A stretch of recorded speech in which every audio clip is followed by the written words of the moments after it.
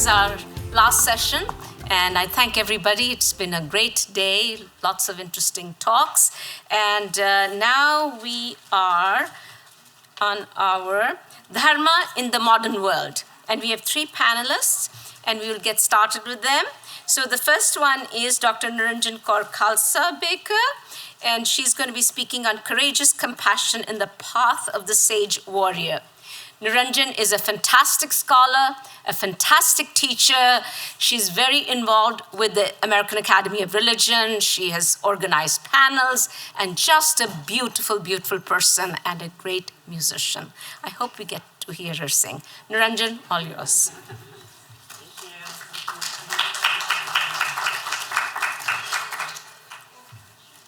All right. Thank you, everyone. It's so wonderful to be here today. Just want to, offer my gratitude and thanks to all of the organizers, everyone who brought us here together, and for everyone sitting through our whole day of conversations and asking such compelling and wonderful questions. And we can see that this topic matters now more than ever. During this urgent time of crisis, when we're seeing corrupt power structures create separatist ideologies based on fear, insecurity, lack, and they're allowing hate rhetoric to become the norm and cause acts of violence. And they're building walls between you and me, us and them.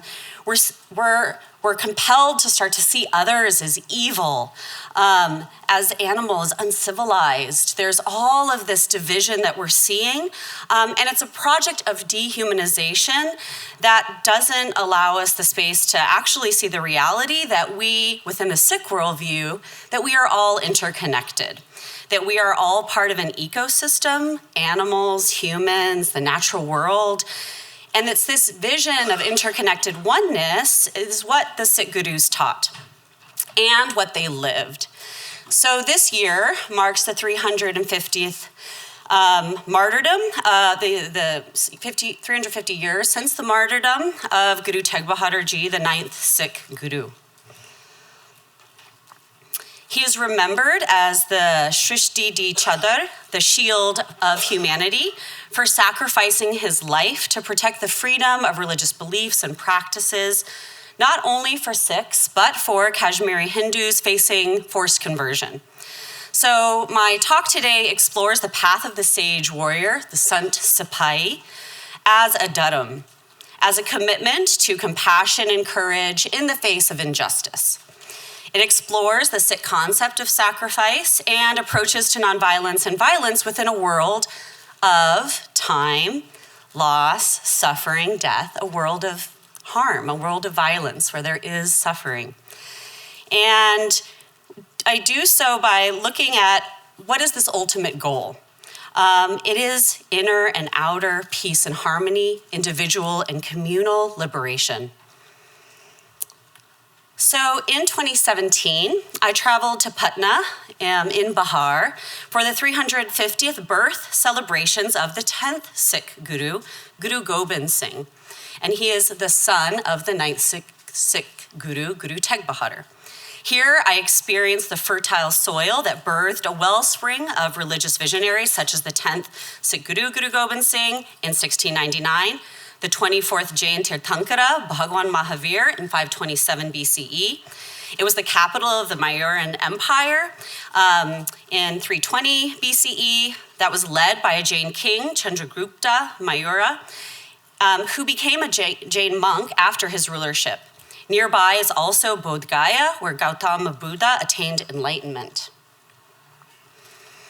I particularly found the Jain and Sikh confluence here in Bihar fascinating, where the communities have served each other for hundreds of years. It was a Jain family, Salis Rai Jodi, who had initially hosted Guru Nanak on his Udasi tours, and the 4th successor and head of the Salis Rai Jodi Sangat, Ghanshyam, who hosted and cared for the 9th Sikh Guru, Guru Tegh Bahadur, while on his teaching tours. The 9th Guru brought his family to Patna to escape the Punjabi political milieu and to spread his message of oneness of God and humanity. When he and his family stopped in Patna, They were warmly welcomed by the local communities of Muslims, Hindus, Sikhs, and Jains. Guru Tegh Bahadur, he must have felt safe enough to leave his mother, his pregnant wife, and other family members there to be cared for by the Jain community while he continued on to Assam.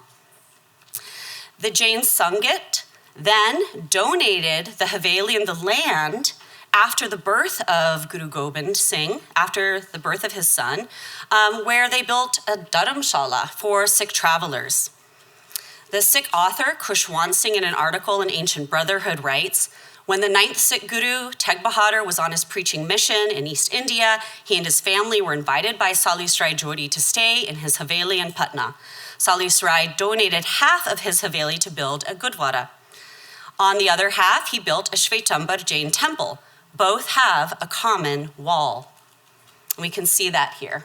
So here we see the Jain temple, the wall, and then Sri Tagat Patna Sahib. So the land, it was on this land that the Tagat was built in honor of the 10th Guru, in honor of his birthplace.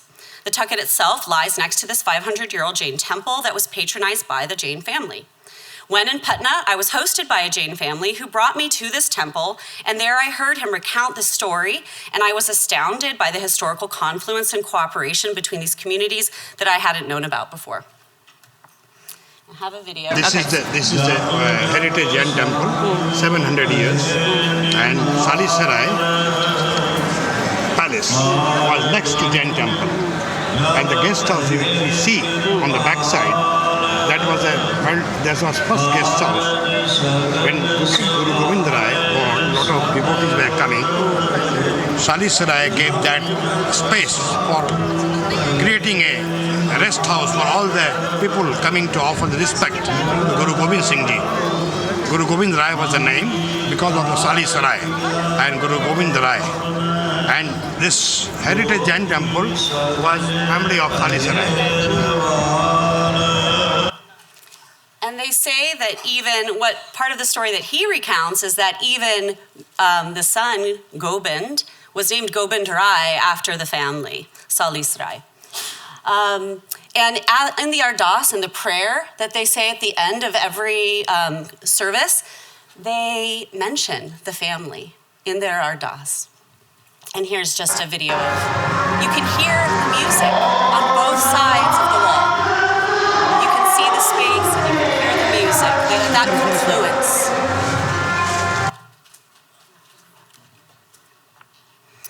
So in 1669, Guru Tegh Bahadur and his family returned to the Punjab after leaving Patna, and they went to his newly appointed city he named Anandpur, the city of bliss. During this time, Emperor Aurangzeb was ruling through oppression and intolerant policies, demolishing and desecrating Hindu temples, and issuing numerous decrees and taxes against the Hindus. In 1675, 500 Kashmiri Hindu pundits, they sought out Guru Tegh Bahadur, and they looked for his protection from this forceful conversion to Islam that was being carried out by the local ruler, the Khan of Kashmir. Because the imperial powers had known that if they could convert these Brahmin priests, then the rest of India would surely follow. So hearing their request, Guru Tegh Bahadur agreed to go meet with Aurangzeb on their behalf. He was arrested, asked to perform a miracle, to which he refused, and was executed by beheading in Delhi. This is why today Guru Tegh Bahadur is remembered and honored as the Shrisht Di Chadar, the shield of humanity. His son, Guru Gobind Singh, in the Bachittar Natak recounts that his father, Tegh Bahadur, sacrificed himself for the sake of the Janu and the Tilak, the marks of the Hindus. The Gurdwara Sisganj Sahib at the Old Delhi capital commemorates the place of Guru Tegh Bahadur's martyrdom. In Sikhi, the concept of sacrifice is connected with a commitment to compassionate courage and action. Self-sacrifice may be of one's social identity or status, or even the ultimate sacrifice, willingly giving one's life in response to tyranny, oppression, and injustice. This willing sacrifice is referred to as a martyrdom or a shaheed, and is seen as a sovereign act of ultimate responsibility to give of oneself to protect the freedom of others. It's rooted in a sage warrior ethic of compassion and courage, and a commitment to cause less harm and stop cycles of violence. Guru Tegh Bahadur teaches the sage warrior, the Sant Sipahi ethic of sacrificing one's self-centered tendencies by enshrining love in the mind 24 hours a day. So this idea of self-sacrifice becomes muted into an idea of ego sacrifice. And we have a beautiful hymn, a beautiful Gurbani by Guru Tegh Bahadur. They were poets, they were musicians, as Dr. Nikki Singh had mentioned earlier. This aesthetics just was a wellspring for them. And he has this beautiful hymn that, this beautiful shabad that I will just sing the first line of now.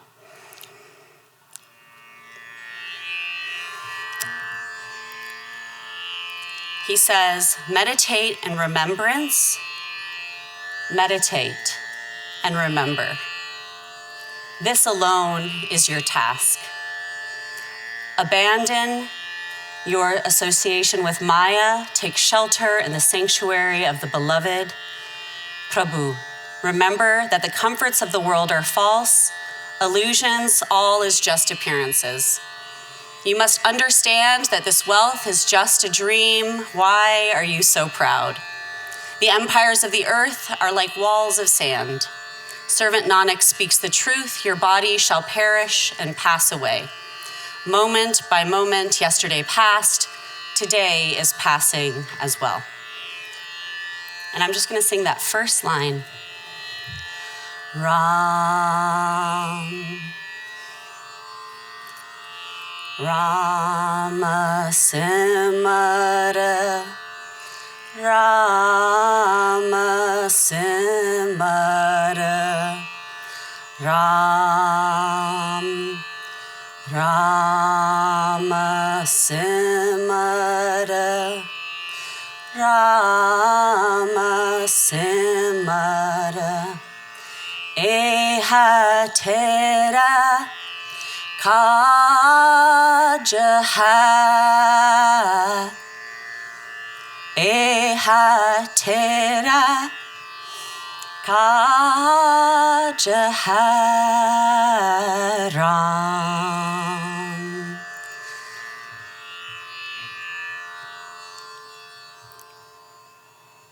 So he's offering a meditative capacity. We've heard about contemplation as a practice.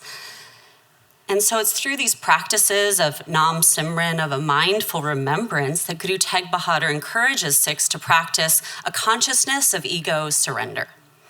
A surrender of the self as a subject in this ever-changing sands of time. By sacrificing the ego's need to control this ever-unfolding nature of time, which is life, loss, suffering, death, the Sikh Gurus teach that the only way to experience the oneness of the Creator in all of creation and experience this always unfolding nature of time and space. So to experience the one is to experience change. This is how to flow with what the Sikhs call the hukam. It's often translated as God's will or God's command, but it's really this ever-changing cycle of life and death. This is the path of Sikh Dharma. The spiritual perspective of conquering the ego mind underpins the Sikh Dharma of the sage warrior, grounded in love and compassion to serve the oneness of all by standing against injustices and defending those in need. And it comes up again and again in this world of suffering. Sikh history is replete with examples of Sikhs and the Gurus giving their heads, whether physically, spiritually, or symbolically, to surrender the self in devotional service and love for the one and all others. It is love in action. Love is a practice of ego surrender, humbly offering one's head in devotional service to the other, rooted in a vision of oneness. Bowing the head to sacrifice the ego's identity, and it does so in respect and in reverence to divine wisdom. So the first Sikh Guru also says, if you desire to play this game of love, then come, place your head in the palm of your hands. And I will sing this as well. It says, Ah, ah, ah, ah, come. Ah, ah, Siddhartha.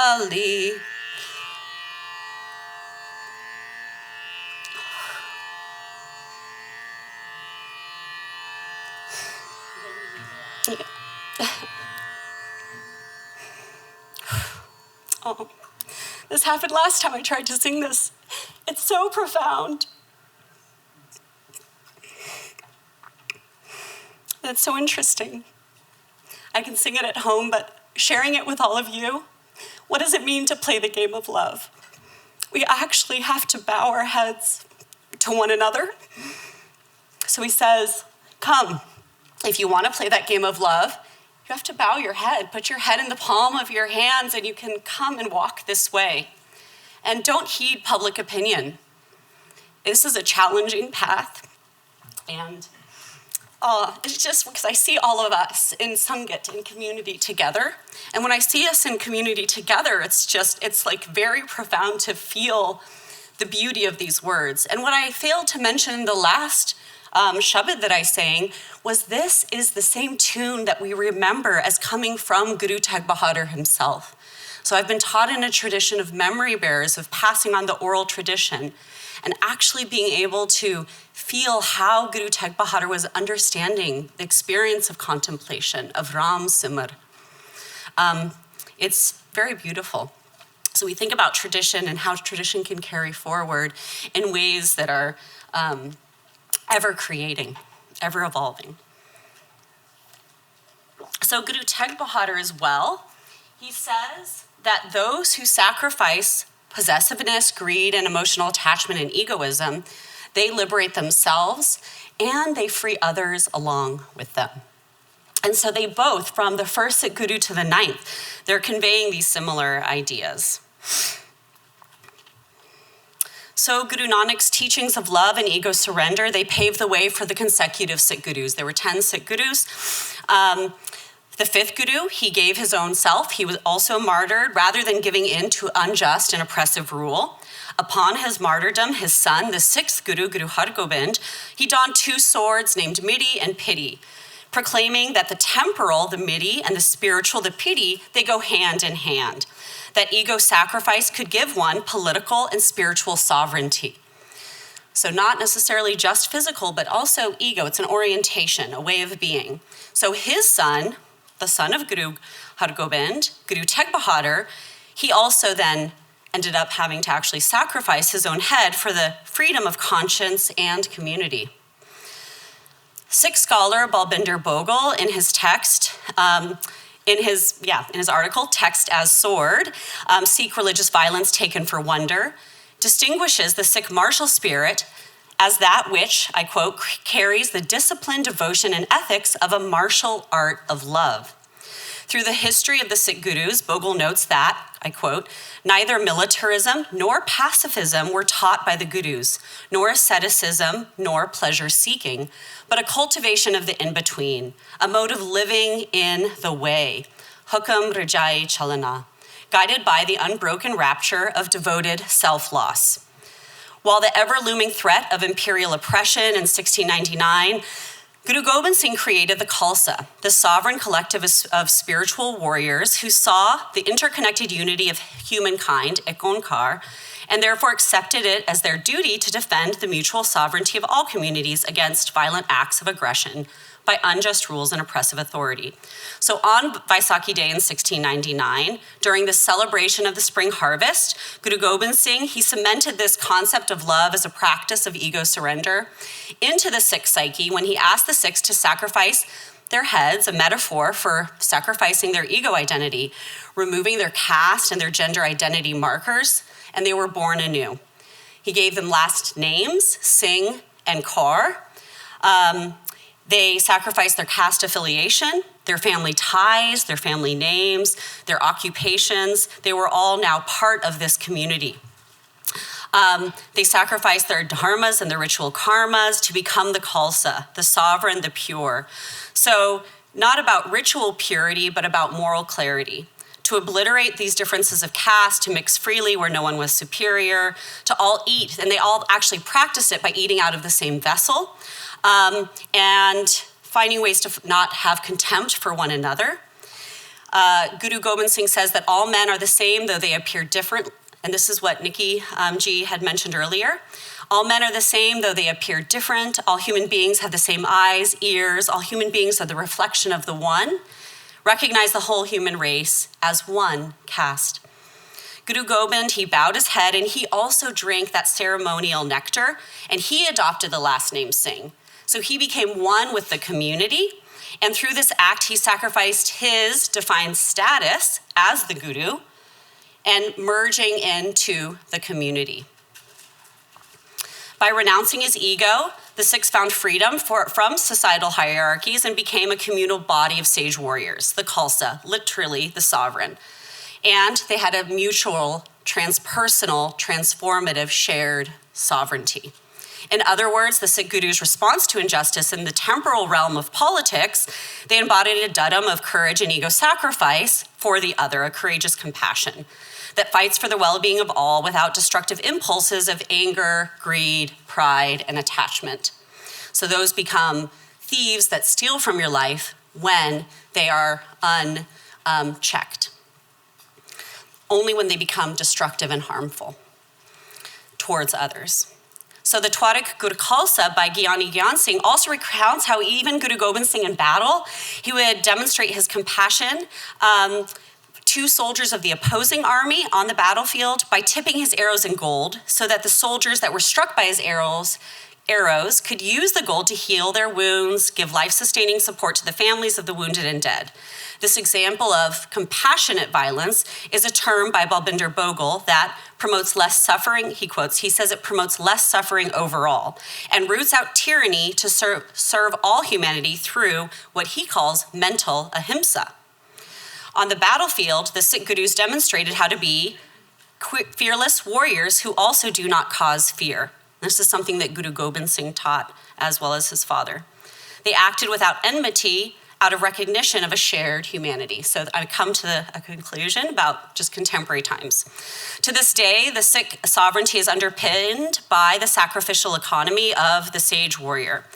This practice of dudam, of giving of the self to the other to embody oneness of the interconnected whole. These historical examples continue to serve as reminders to the Sikh community today to not vilify the other even in the face of hostility, adversity, and assault, but to act with the sword of love that kills the ego out of compassion. The paradox of the spiritual warrior recognizes certain necessities to fight, not out of hate, but from a meditative mindset of equanimity, compassion, and mental ahimsa. This ability comes from a discipline, devotion, and ethics of a martial art of love. And that martial art of love is a concept by Balbinder Bogle. While there's much in the world that has changed in the last 350, 500 years since the time of the Sikh Gurus, there's many things that remain the same. People continue to struggle against unjust power structures, which neglect the needs of many by promoting only the desires, wealth, power, and prestige of the few. The Sikh Gurus place the issue of violence directly within our mind's eye, with how we view and act in a world where violence or harm is part and parcel of the nature of time, where loss, suffering, and death occur. Similarly, psychoanalytic philosophers like Slavoj Žižek and Jacques Lacan locate the root of injustice and violence within the workings of our psychological states that continually operate within a scarcity model of lack, due to its disconnection from an interconnected whole. This disconnection causes us to treat others as objects that can be bought, exchanged, or sold in an economy of exchange. In an attempt to satisfy these feelings of lack or scarcity, humans try to fill this existential emptiness with consumption of objects, of money, of relationships, of prestige, of power. And Zizek notes how this, I quote, drive propels this capitalistic machinery of endless circular movements of expanded self-production, where the circulation of money and thirst for power becomes an end in and of itself. In other words, the psychological state of lack becomes pathological, an endless circular movement back to the self and its own self-serving loop.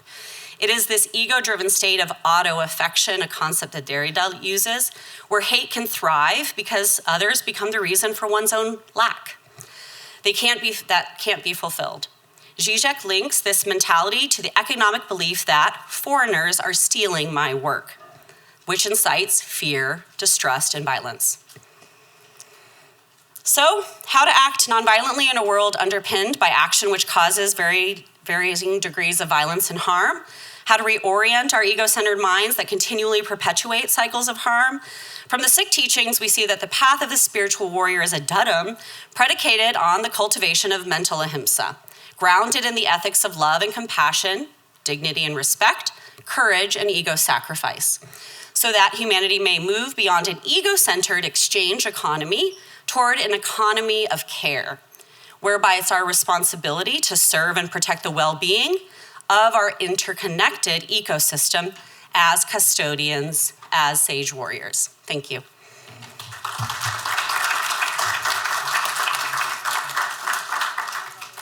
Thank you very much, Loretta. Thanks so much.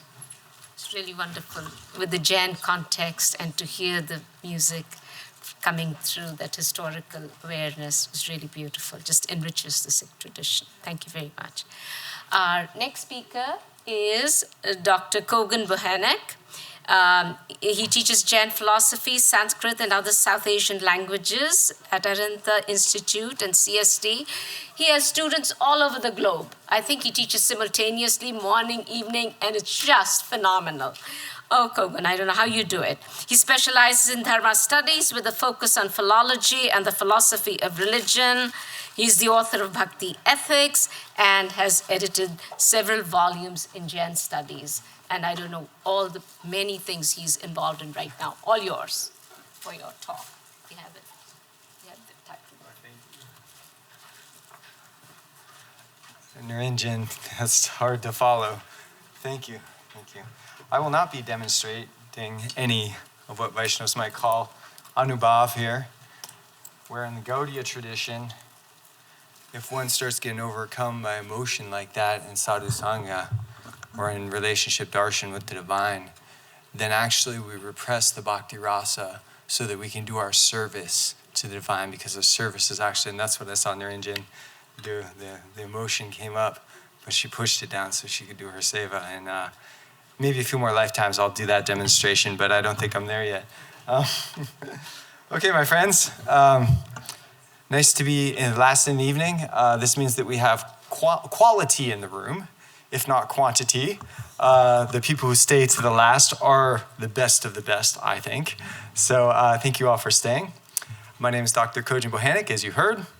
And my talk today is dialogues, in interfaith dialogue between Srimad Rajchandra, who I think you've heard a little bit about today, and Mahatma Gandhi, a series of letters that were exchanged between Srimad and Mahatma Gandhi.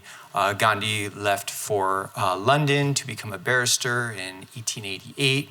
He returned in 1891, and then he met Srimad Rajchandra, who was just a couple years older, their late 20s, 25, 27, and they had a lot in common, a love for renunciation, a lot of similar beliefs, vegetarianism. Gandhi came back from India with a renewed love of his vegetarianism, which is a vow he took to his mother before he left. And then 1893, I think, he went back down to South Africa, and he missed his friend Srimad. And so he sent letters. And he was under a lot of pressure in London. He hung out with the Theosophical Society quite a bit, and was a little ashamed of his lack of knowledge of the Bhagavad Gita. He's there with Edwin Arnold, Light of Asia, and they're asking him about Sanskrit, and he's like, oh, I don't know. But he got very involved in Vegetarian Society, and came and met Srimad Rajchandra. And then when he went down to South Africa, he missed his friend, and he had similar people trying to persuade him to become a Christian. Quakers even. Coates was one fellow who was very intent on turning Gandhi into a Christian. And so these letters that Srimad, there were several letters exchanged between 1893 and Srimad's death, or we should say departure, in 1901. but only 3 survive. And these were written in 1894, 1895, and 1896. And I will be giving you a synopsis of my translations of the Gujarati, the original Gujarati, because there's a lot of really poor translations online out there. And I would recommend don't even look at them, because they are very, very biased, and there's things that I can't even justify. I don't even know how they got certain things. So we'll talk about this. But the interest here is interfaith dialogue. I'm currently writing a book on Srimad Raj Chandra, and this is one of the chapters. Srimad and interfaith dialogue is what we're working on. I'm just looking at a very small part of this, and I'm still formulating conclusions about this. I don't know what I think about this all that well, but this is some of the background that I just mentioned there. Now, of course, we have a problem with interfaith dialogue, is that there's a tendency to one of two things. One is to either be kind of a jerk, an exclusivist, and say, my religion's right, yours is wrong, you have no value, go to hell, I wish you didn't exist, and you people should all either be like me or eternal damnation, or this kind of exclusivist. And then, a lot of us look at this and say, wow, that's not really cool, I don't want to be one of those guys. And so we go, all religions are equally the same, they all mean the same thing, they're all going to the same place. And then we turn to relativists, where we ignore the contradictions between religions. They don't agree on what the ultimate is and how to get there. They completely disagree. And so then we end up imposing our own relativistic worldview on those traditions and not listening to them very well. And so these are the kind of the two tendencies that happen in interfaith dialogue, and there must be a better way of getting out of this. Now, these are just some of the works that have inspired me in this. John Hick, Ramon Panakar, but really mostly Paul Knitter. And we did this interfaith stuff very extensively in my 10 years at GTU, and now I'm working at Claremont School of Theology, and I just love these theological settings where all these religions come together and we all just like each other and like listening to each other. So obviously there's resources. Oh my God, not the elephant again. Oh, I'm sorry. You can't get through a talk on Jainism without the elephant coming up. So there's our elephant. But there's obviously resources within the Jain tradition that might lend themselves to interfaith dialogue, peace building, and goodwill, because that's really what we want, right? And, who's this fellow? This is me, okay. So I've come up, based on these books, I've come up with some model of interfaith dialogue that I believe lends itself to peace building and goodwill. A lot of it is inspired by the works of Knitter and others, but I kind of gave my own little twist on it. And I think about this, have you ever had a disagreement with somebody and then you don't like them anymore? And then you guys just are done? Now, have you ever had disagreement with somebody and now you're closer friends? Do you ever have that friend that you just love to debate with? I've had so many of these friends, these beautiful relationships. And so I'm reflecting on this. It's we know how to do this, right? We've got this person in our life that you can debate about something you totally disagree with, and you walk away being I really like talking to that person.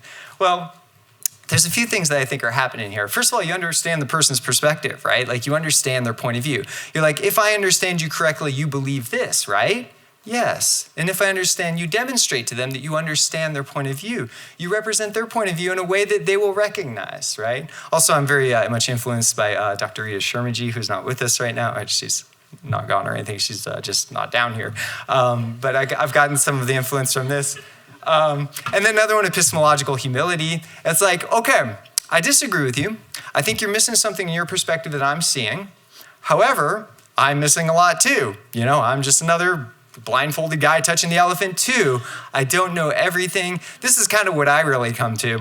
This is I feel if we all just deal with our karma, we'll all figure it all out. We'll end up there sooner or later. You might be right in your vision of the ultimacy, I might, but if we can just start dealing with our karma, I think we're going to at least keep going up, And so that's the epistemological humility, is the willingness to admit your own limitations. Hey, don't you like that when somebody's I don't agree with you, but hey, I don't know everything.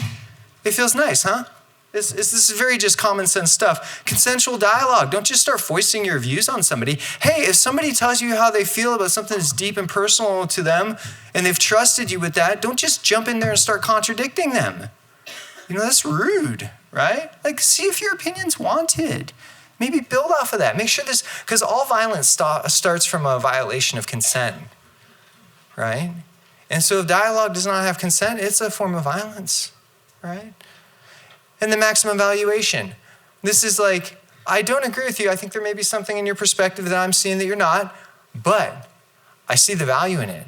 I can tell what you're trying to do. I know that you're a good person. You're motivated by really nice, whatever. Find as much value as you. This is charity, principle of charity. Find as much value in that view as you can, right? And then you maintain your own non-negotiables. I got this term from Judith Burling, actually, who I studied interfaith dialogue with. You have non-negotiables. You don't have to give them up. One of my non-negotiables is reincarnation. I have a hard time seeing a just universe that doesn't involve reincarnation. It's a non-negotiable that I have. And I don't need to give that up, And I have other ones too, like, if you're ahimsa part of Dharma, that's a non-negotiable for me. If you're going around hurting people to better yourself, I just don't see that as being spiritually beneficial and uplifting to you. These are my non-negotiables. Jains have very similar ones, right? Okay, so now let's get into it. So if you read the Gujarati letter that I'm referring to, the 27 questions, it's actually Srimad Rajchandra paraphrasing Gandhi's questions and dividing them up into 27. Some of them are like 2 questions in one. But really, what it looks like on the surface is it looks like Srimad Rajchandra is going through all the doctrines of these traditions, Christianity, Buddhism, Vedic religion, Vaishnava religion, and he's refuting them. He's very clearly saying, I don't see how this makes sense. He says this is either with Christianity, he says it's not Sarvottama, it's not the highest of all religions like Christians may claim. Buddhism and Vaishnava, he says it's not Sampurna. It's not complete, it's missing something, right? And he's very clear about this. And then he uses the term viruddha or viroda, which is just the favorite of Sanskrit polemics, which means it's a contradiction in terms. If we present this part of your tradition that you believe and this part of the tradition that you believe, then they both don't make sense to each other. And this is something that Buddhists and Hindus have been doing to Jains forever. And so, this is just how you discuss these things. Now, I guess the question is he doing these things? Is he demonstrating a self-definition? Is he doing this with humility or is he doing it with arrogance? Is the dialogue consensual? Well, Gandhi as a Hindu is coming to him asking, right? And how much is he valuing? This is actually my big question. And then he's obviously sticking to his non-negotiable. So the part that I'm still working out is how much is maximum valuation happening in this, or how much of it is restrained polemics. I think there's a little bit of difference there. It's like I'm going to restrain my polemic against you just to be polite, but that doesn't necessarily mean that it's like the difference between like tolerance and pluralism or something. It's like I'm going to restrain my polemics to be polite. I'm going to tolerate you, but I'm not going to actually find like deep value in your position. And so this is kind of where I waver. And I bring a lot of, for my book chapter, I'm bringing other aspects of Srimad Rajchandra's. Like, if you look at Atma Siddhi Shastra and some other things that he's written, Mokshamala, you can see that actually there's a much more robust version of maximum valuation than I think I see in Gandhi's letter. So that part is a little bit more questionable for me. Okay, so what does he say about each different religion? I actually have notes. And this will be first time I've ever given a public presentation with glasses on. I'm almost 50. So here we go. But I have the same taste in glasses as the Mahatma. So I think it's still appropriate that this is where I debut my glasses. Actually, that doesn't work as well as I thought it was going to. So Gandhi's critiques against Christianity look a lot the same as what you would critique Vaishnavism for. In Vaishnavism, Shardhanagati. If we say, what is the main distinction between a Shaiva, a Vaishnav, and a Shakta, we might say Shardhanagati, the submissive attitude of constant self-surrender and dependence on God. Goptatva, there's all these different terms. There's a list of these that are very conventional. And so Gandhi takes, and Christians have this too. Actually, I think Vaishnavas and Christians are actually pretty theologically close. If it wasn't for the reincarnation thing, I think that's a big difference. There's creation ex nihilo versus ex deo. That's a big difference. So you're going to have a greater eminence for Vaishnavism. But the Shardhanagati, the dependence on God, is that when you die as a Vaishnav, if you're liberated or if you're going to heaven as a Christian, either way, you're still depending on God. You're still in this sort of servant mentality. And this is not true liberation from a Jain perspective because you're still dependent. By definition, it's not liberation, even though the Vaishnava would say that understanding that you're a servant to God is the only way to get freedom. If you're running away from service, you're always going to be bound by your aversion to your very own nature. But if you embrace your own nature, then you have freedom. So he critiques the Shardhanagati, of Christianity, we might say. He also says that, they don't seem to have an understanding of the anadi nature of the soul, that the soul goes back to infinite time. It's like God created your soul the second you were born. And he says, no. So this is a critique against reincarnation, really, he says. And that's another important critique that he has. Now, he does have a certain degree of epistemic humility or epistemological humility here, as he says, I don't know everything about Christianity, he says basically, but I got a general understanding of it. And this is what I think it says. And it seems to be pretty spot on, too. He critiques certain things for just being accepted faith-based and not enough pramana, not enough evidence is being invoked when one has just taken the Bible for faith and not necessarily analyzing the logical value. He seems to be really leaning into logic in a lot of this, even though in the Atmasiddhi Shastra, he will critique dry logic. So he's a complex thinker. And so these are the kind of critiques that he levies against it. Also, it doesn't make sense for Jesus to be the Son of God, because if he's like a liberated soul, then he gets bound into samsara, and that doesn't make sense. And that's a similar problem he has with the avatars of Rama and Vishnu, or Krishna. He says it just doesn't make any sense for that. And then he also goes on, well, I'll get to that when I get to the Vaishnava stuff. So anyway, this is just some of the things. So, I can ask the question is how much does he understand the self-definition, epistemological humility, consensual dialogue, maximum valuation, etc. And this seems to be it seems to be working pretty good. I wouldn't say that this is hostile or anything or would preclude. Obviously the response is evidence, right? Because Gandhi kept coming back for more. They were still friends. He really respected this exchange, which I think is pretty good indication that this is a good example of interfaith dialogue and peace building. So the question just starts as, hey, Srimad, why don't you think that the Buddha is liberated? And what Srimad more or less says is, he says, if you read the Buddhist scriptures are full of contradictions. They just don't make any sense. And if this is what the Buddha was teaching, there's no way that he could have been liberated from raga dvesa, right? And it's not entirely clear what he said, what it is that he's objecting to, but he doesn't accuse the Buddhist scriptures of viruddha, of being internally contradictory, and that Buddha could not have sampurna jnana if this is what his scriptures are teaching, and therefore if he doesn't have sampurna jnana, complete knowledge, then he couldn't have exterminated raga dvesha, aversion and attachment, which is quite a thing to accuse the Buddha of, though, right? Isn't he Mr. Free from desire, free from raga dvesha, right? This is what we all think of Buddha, right? You don't have to be a Buddhist to think, oh yeah, he conquered suffering, but not so according to Srimad. And that's his reading of the Buddhist scripture. So, that's very interesting.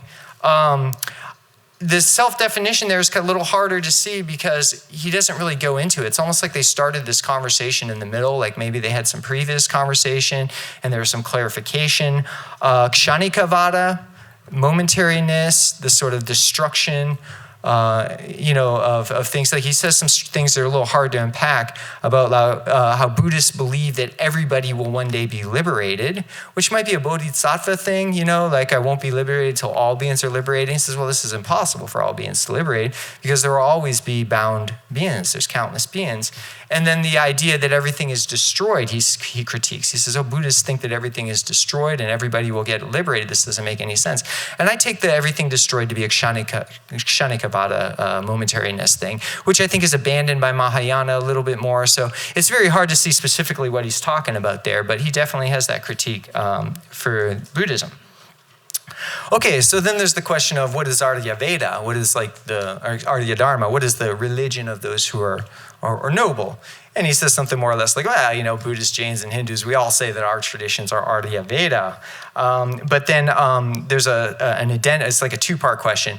And then what do you think about, Gandhi asked Srimad, what do you think about the idea that all religion originated from the Vedas? Which is like a Western scholar trained in South Asian studies. It's like the kind of thing you would encounter, UC Berkeley where I train, is first there was the Vedas and the Sanskrit tradition, then there was a Shramana. Maybe it was influenced by some indigenous thing, but it kind of grows from the Vedas. And Srimad's response is no, all religions couldn't originate from the Vedas because the Tirthankaras have gone so much farther than what the Vedas have.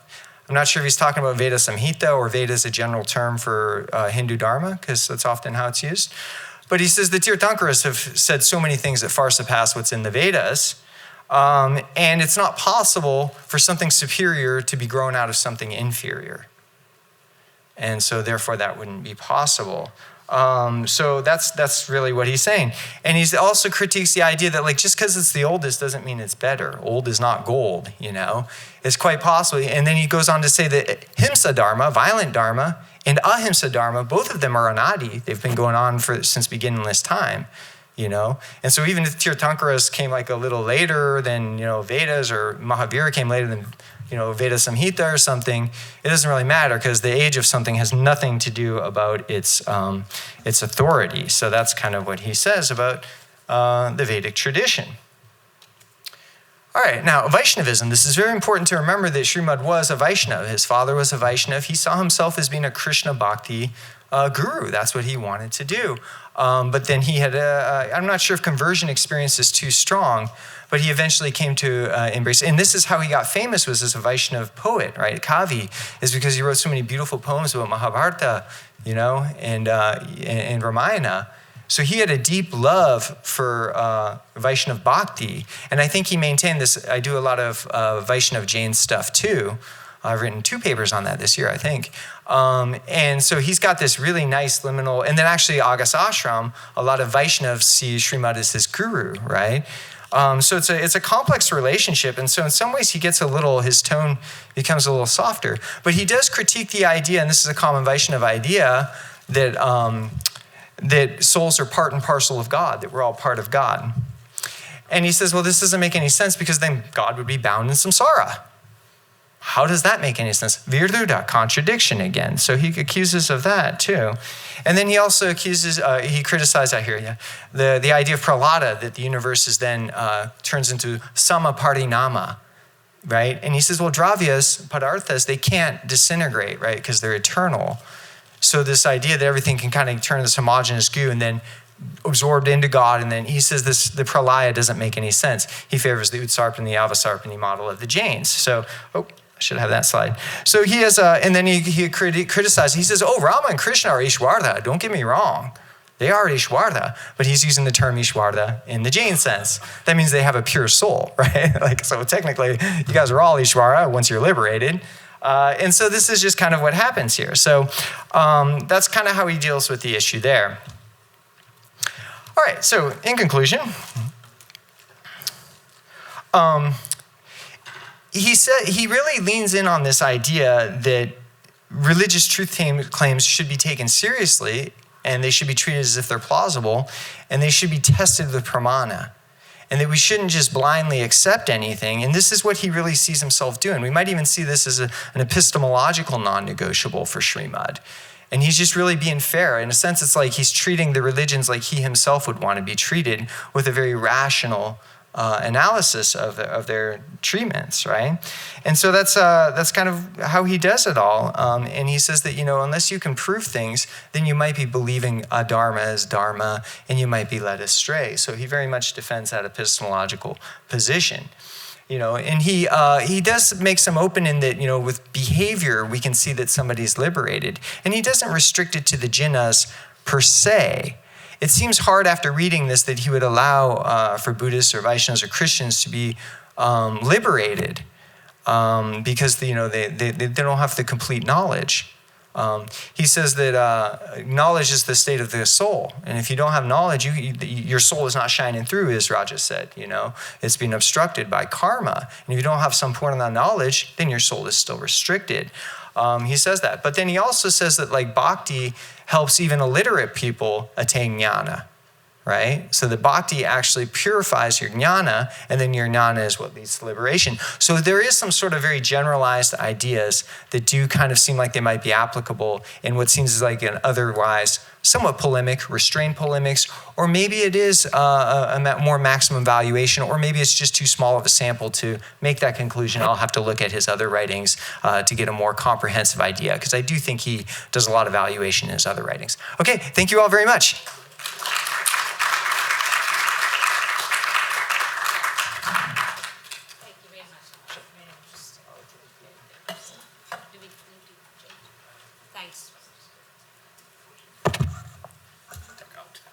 thanks so much for taking care of all our slides, even this morning and so forth. Our final panelist is Dr. Swasti Bhattacharya, and she has been professor of philosophy and religion with experience in religious studies and applied ethics. She's written quite a lot, some of her works, and I just want to give you a title of one. Shiva's Babies, Hindu Perspectives on the Treatment of High-Risk Newborn Infants. So that was an article she wrote, and her current project is grounded in a long-term ethnographic study with the Sisters of the Brahma Vidya Mandir Ashram. And one of the things that I personally owe a lot to Swasti is the workshops she does for religions. And she involves all these teachers and various Dharma traditions. And we do that in the summertime. So Swasti, where are you? All yours. Oh, there you are. I was trying to find you there. Thank you. Technical difficulties. There we go. Any so far, Raja? I know. It's all there. Quick fix. So we made it to the last session of the last presentation of the last session of the last day. We've spent 2 days. You want to take a deep breath? I know I'm tired. I know I've gotten a lot of good information. And I'd prepared a little talk for you. But as I was taking in all the different wisdom that I was getting from the other presentations, I thought, you know what? We've talked a lot about ideas about what to do, but we haven't talked about what are we going to do. So what do we do?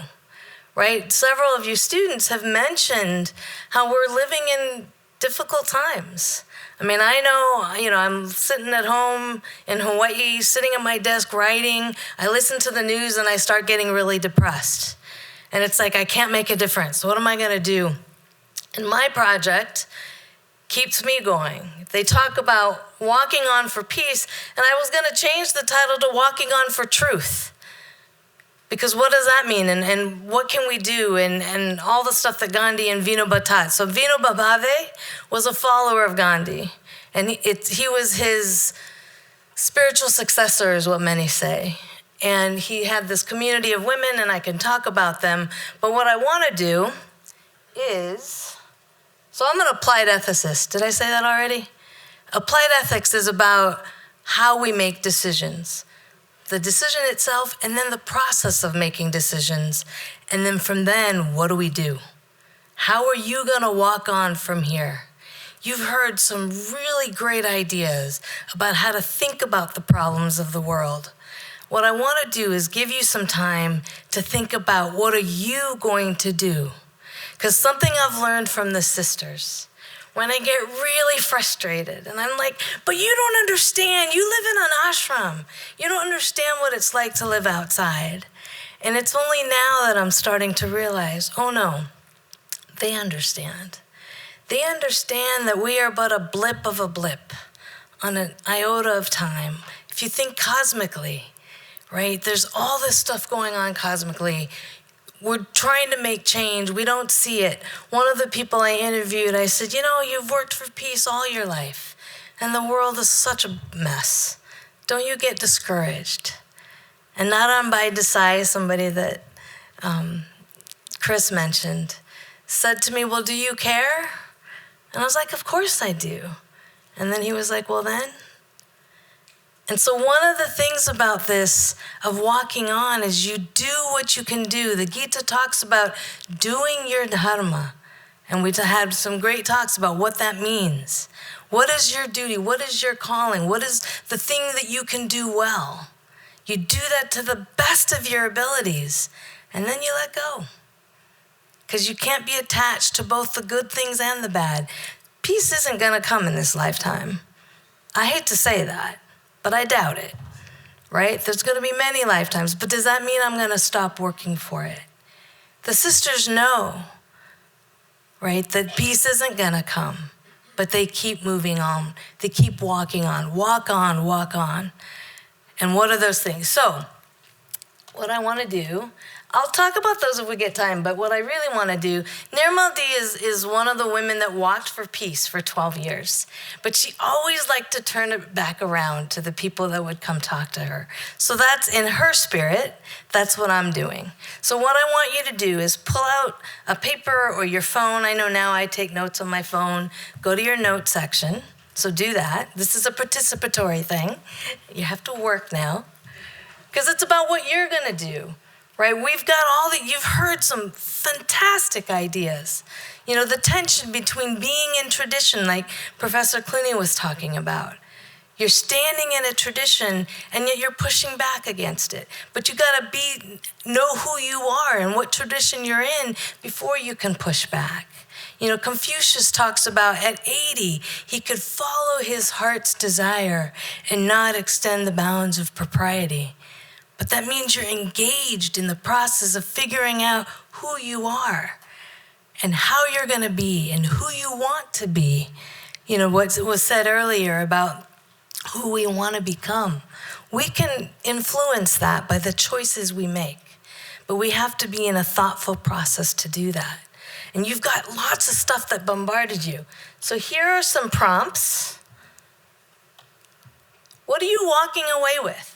I'm going to give you a minute, and I'll set my timer. I want you to jot down, think over the things that you've heard. Think of the things that kind of caught you, that you're like, oh, that makes sense to me. That's something, or you kind of envisioned what you could do. What are some ideas that have sparked your interest? What are ways you might turn those interests into action? Because people say, well, what are you going to do? It's what are we going to do? What am I going to do? Right? It doesn't matter what the others are doing. For me, I want to stand in integrity. I want to stand for truth. I want to stand in what I understand. And it doesn't matter what the world is doing, because I care. I want to know who I am. So I'm going to set a minute and jot it down. And this is for you. Oops.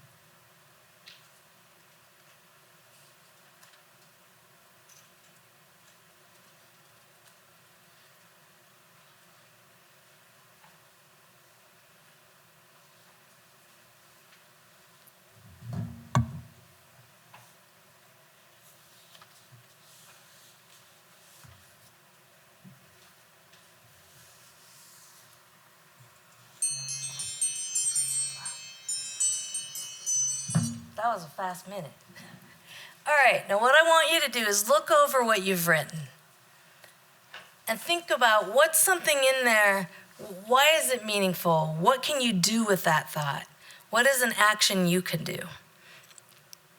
So take another 30 seconds and kind of look over your list.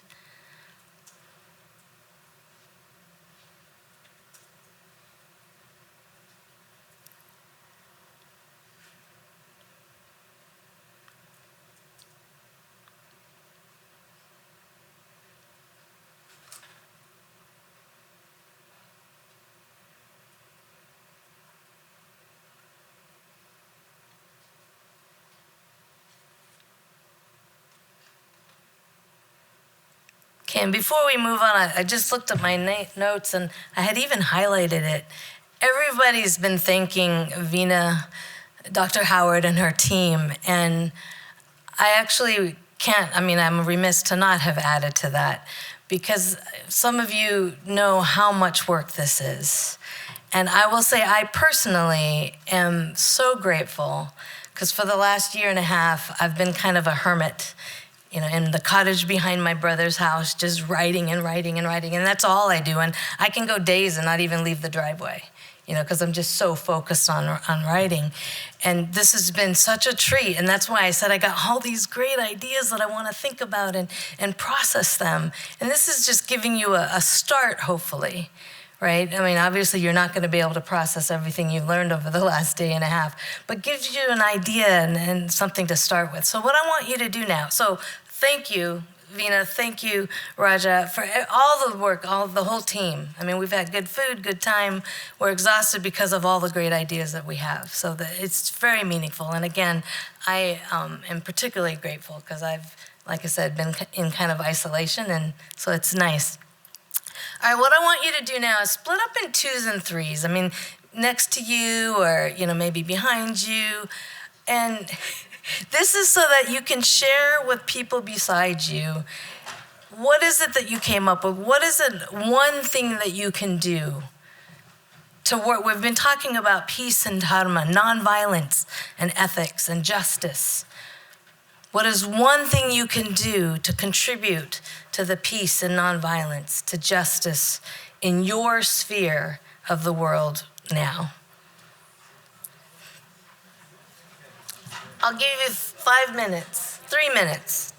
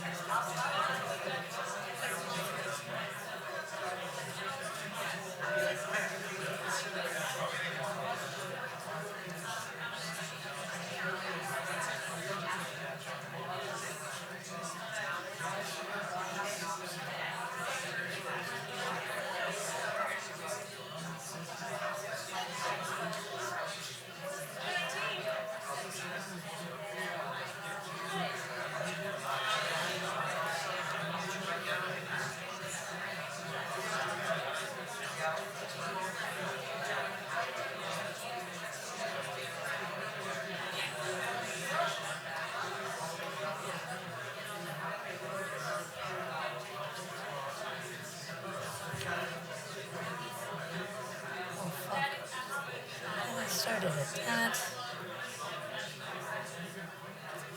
I swear.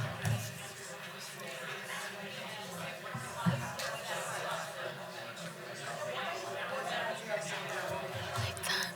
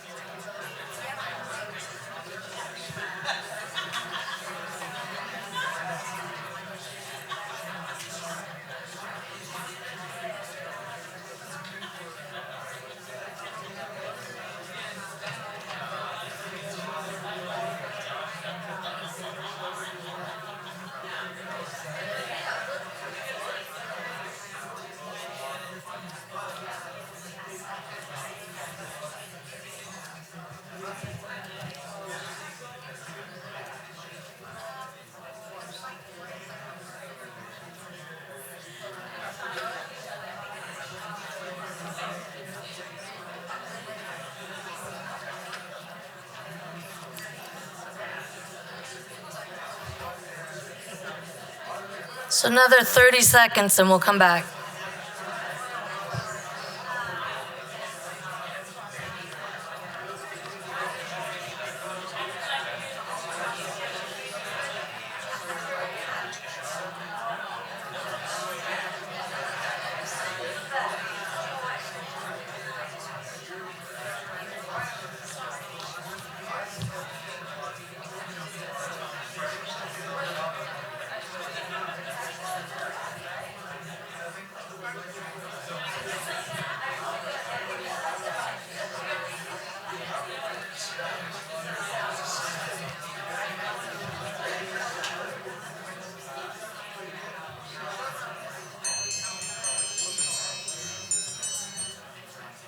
So that was a fast 5 minutes. A few more seconds? Okay, 30 more seconds.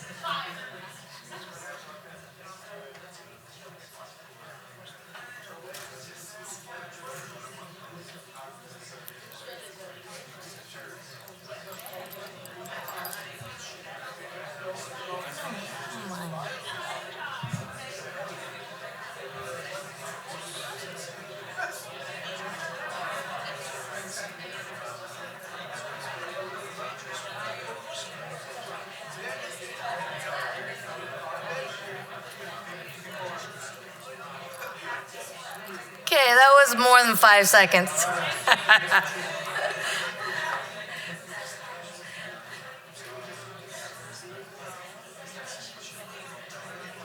It's good discussions. Just like all of us presenting, you were getting slices of our research. And so we're getting slices of your insights.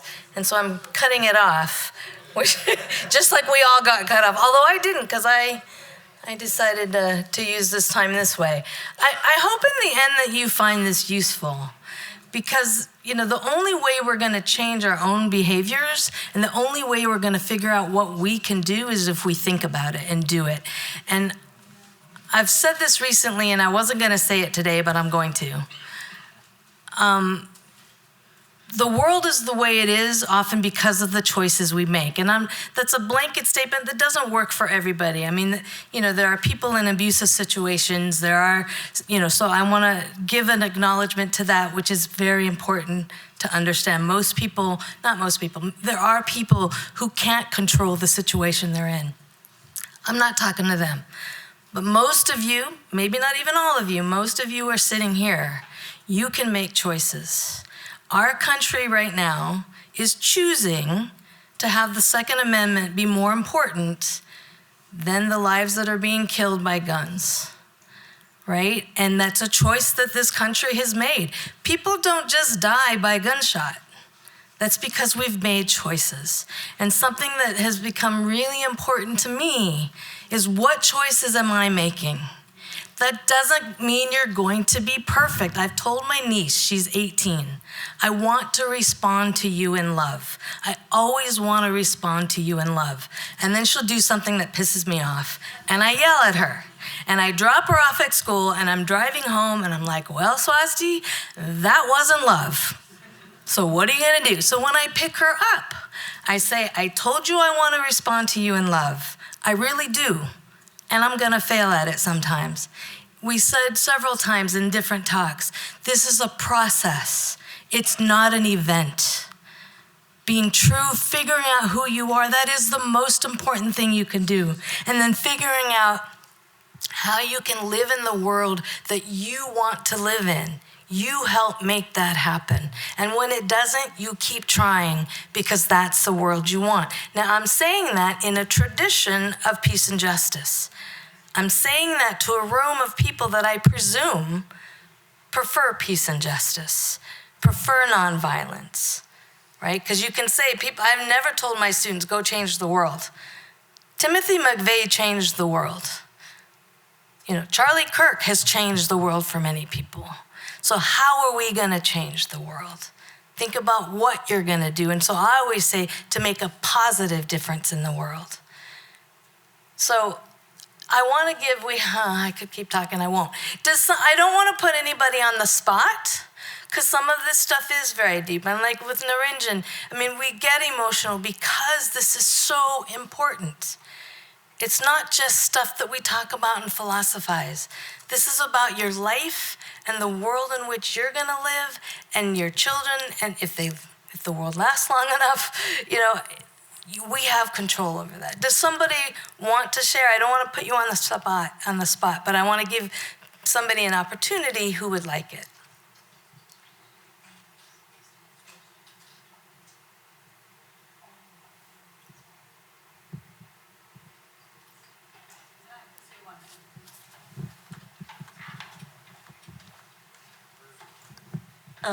Right now I'm feeling I'm surrounded by beautiful people.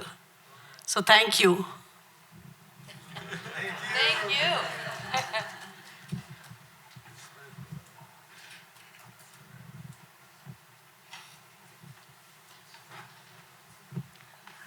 I feel absolutely welcomed into the Department of Philosophy, and going through each panel tonight, it just made me realize how strong my passion is for this department and how hard I do want to hit like classes and get my degree.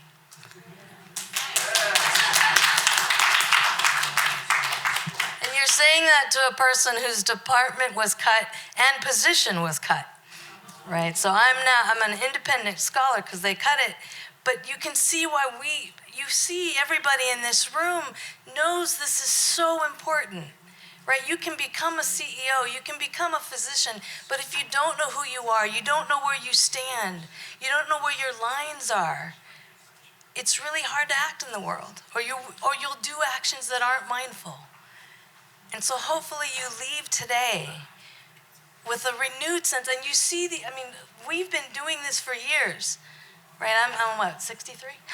I've been studying this, and we're in this world that tells us you have to make money. My sister-in-law looked at me and like, well, what are you gonna do? What are you gonna do next? I'm like, oh, I don't know. I'm 63, I don't have a salary, but I'm doing all right. Great, thank you. Yeah.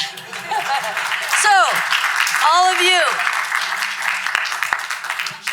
Thank you very much. Maybe we'll have all the three panelists here, so if you have just 5 minutes of questions and dialogue.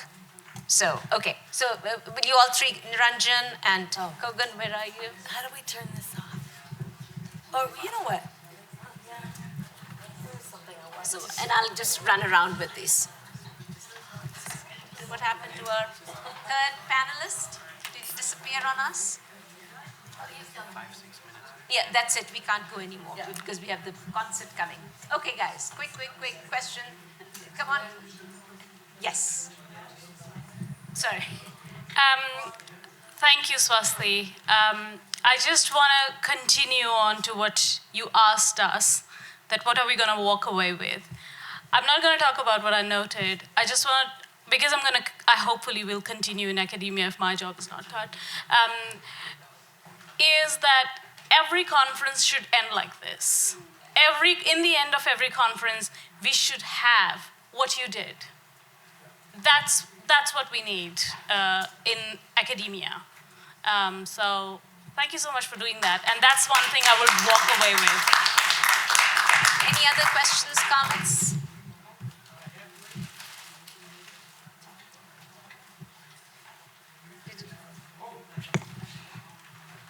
I came to this conference kind of disgusted at everything going on, not only in the country, but in the whole world.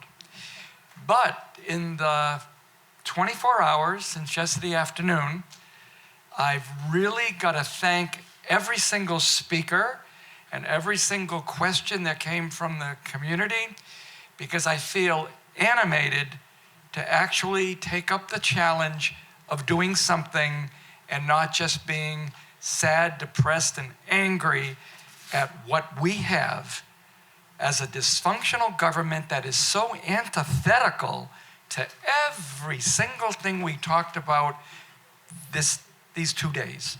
I feel energized in spite of the challenge that we face when we leave this hall tonight. Don't you think it's a beautiful finale? Thank you all very much. Veena, any last minute questions, comments, where we are meeting and so forth? I think we have to be done, right? Yes, that's the thing. Photos. Let me complete first. Okay. You take care. Give a big hand of applause to this. And big hand to my colleague Raja Rosenhagen. Stand up, stand up, stand up, stand up. And big hand of applause to my friend Jeffrey Long.